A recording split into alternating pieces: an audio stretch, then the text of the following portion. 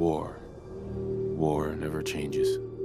But the armies participating in these wars do change. The only place where legionaries can fight a modern mechanized battalion in an actual war is the Civilization series of games after all. Or is it? See, fantasy shines with its exaggerations. Franchises like Warhammer and Warcraft that focus on the war aspect of fantasy usually have a much laxer approach to their armies, playing fully on the rule of cool. And in this video I'll ask you 3 questions on how to world build armies suitable for your settings, no matter on which side of the rule of cool chart you are on. Question 1. How is your army organized and where do they pull their manpower from? And this question defines the aesthetics of your army the most. From a ragtag band of peasants who rose up against the injustice of their noble overlords over an orcish horde, washing over the land like an avalanche, to an organized and disciplined army who pulls their warriors from a well-trained pool of noblemen. This question has countless possibilities to be answered. But how exactly can you get sure on what suits your army the most in any given situation? First of all, think about the ruling structure of the nation or organization your army hails from, and how this would reflect your army the best. Then think about how your society would levy their manpower, and how this might reflect the army's structure. Let's take the Napoleonic army and the Orcish horde from Warcraft as an example, which are both on the extreme end of the realism rule of cool scale, considering that one of them is a real army. Napoleon's La Grande Armée has been as revolutionary as the revolution itself. To levy its manpower, the French state enacted the decree of levée en masse that allowed it to conscribe every French citizen between the age of 18 and 25. Something that didn't really exist in Europe like that before.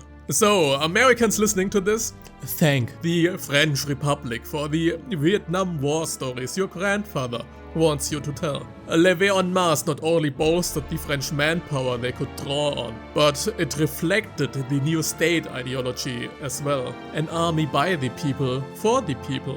Its organization and structures reflected that as well. Napoleon trusted his officers and gave them a lot of leeway. They were recruited from a wider pool of people that increased the quality of the officer post in general, which is in stark contrast to the rigid old command structures of the ancien regimes throughout Europe. In the end, the European powers only managed to fight Napoleon once they enacted similar reforms for their own armies. The Orcish horde is way more disorganized and tribal than the French Republic or the French Empire. Despite that, they can draw on a high number of orc power. Their tribal armies consist of nearly any orc that can fight, as those who do not fight are the peons who have to work. At the same time, they recruit from the conquered ogres, their allied trolls, and later from the rest of the horde, which had similarly tribal structures until gameplay became more important than lore. The army is led by a war chief, who commands the different tribal chieftains and its allies, a post usually held by the strongest and most competent warrior of the horde, while again the different parts of the horde have their own unique cultural army structures. La Grande Armée and the Orcish horde have a vast pool of men and orc power to recruit from, but are vastly differently organized, structured, and their aesthetics are as different as night and day. But this doesn't mean that tribal armies need to be disorganized and only loosely structured. For example, the Zulu army is maybe the most famous example of a heavily structured tribal army, which again is a result from their society structure, which I'm definitely not educated enough on to talk about, which is why I won't. Something I'm more educated about is question 2, and Warhammer players waited for this question, I guess. What is your army's composition, or rather, what kind of units does your army have? Are they fighting with long pikes while standing shoulder to shoulder? Are they sitting on horseback as the knights in shining armor charge upon each other? only to be pierced to death by cross and longbow shots. In short words, how does your army fight? This of course needs you to think about several other factors from technology to magic. Army organization and recruitment also takes a huge role, as an army of knights hailing from nobility is vastly different than Napoleon's La Grande Armée. But the most important question is what the army's goals are and what enemy they are fighting. Let's take the Viking raiders of the early medieval period and the High Elven army of Warhammer as an example. Vikings are associated to be large, burly, angry barbarians with wild beards, clad in fur, wielding nothing but shield and axe. And of course, don't forget their horned helmets. This is closer to the rule of cool side of things, but it isn't without all merit. The Viking raiders were organized within their longboats that not only brought them to their target shores, but also carried them and the plundered goods back home after a successful raid. The individual Viking equipment heavily depended on their wealth, which also means that it improved after every successful raid. A trait which isn't uncommon throughout the armies of the world, by the way. While a new Viking might be armed with a simple spear, a shield and a dagger, while wearing a gambesson and a simple helmet for protection, the richer warriors might wear full chainmail, more protective helmets, and a sword even. However, usually Vikings did prefer axes over swords, as axes were not only way cheaper than swords, but also could be used as a tool to break down doors, for example. All in all, every man was specialized for the duty, which was bringing back plunder and running away from confrontations with the armies hunting them. The High Elven army of Warhammer is a militia of every citizen. Considering their longevity, all of the High Elves get trained in soldiery and in the usage of weapons at one point in their life, so they might be recruited into the citizen armies. Their citizen militia is thus highly trained and disciplined, despite having only a handful of standing units. In the world of Warhammer, this is a necessary evil to protect their cities from the evil that might lurk in every corner. Besides the militia, their armies are bolstered by highly specialized elite units, ranging from powerful sword-fighting mages, called the Lore Masters of Hoeth, over trained phoenixes or dragons they ride into battle, to bolt-throwing artillery that pierces its targets with precise strikes. A highly capable and effective army that exists to balance out the High Elves' greatest weakness, dwindling numbers in a world of constant war. Don't be too shy here. Create an army that truly suits the vibes of your setting and story. You don't need the most realistic army composition and military units outside of alternative history. Just remember why certain units are part of the army and how they got their place. Usually people don't ask that much when you are making a few spearmen for your infantry, but people get curious about the way of taming dragons into your army, so put a lot of emphasis on the special, magical, fantastical kind if you have those.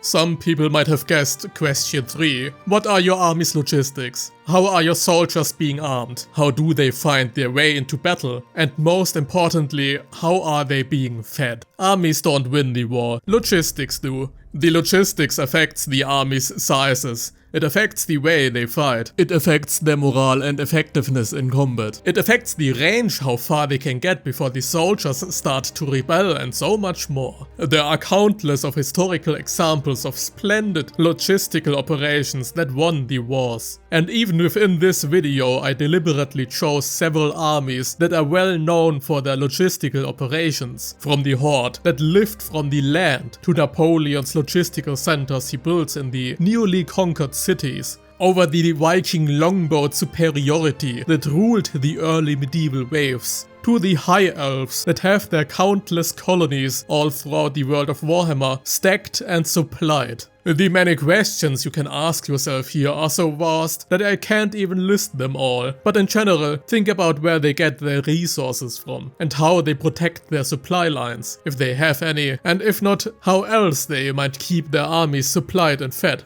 A hungry army won't fight effectively at the very least, or not at all at worst. Magic can really shine here. Just imagine the range of your army if they were set up with magical refrigerators that would keep their supplies fresh. Imagine the Roman Empire with a bunch of magical refrigerators. The Romans were already the masters of logistics. With magical refrigerators, they might have just been able to conquer Parthia, but only maybe.